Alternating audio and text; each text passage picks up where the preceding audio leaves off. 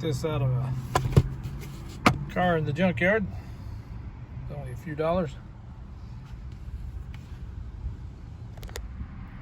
Putting this back in is quite simple. I just hooked it right here.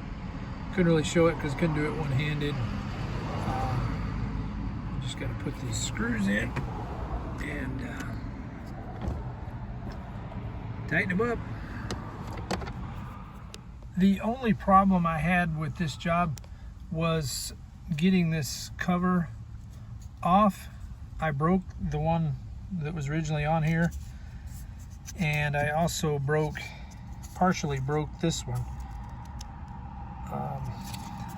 So it was rather difficult to get off, but this might help if either I have to do this again or someone watching this video has to do it. You can see the little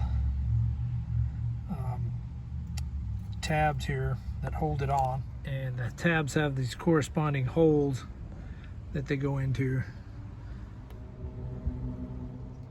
So if I do this again, I have to be extra careful pulling this off, but it goes back on quite easily. Stays up nice and snug.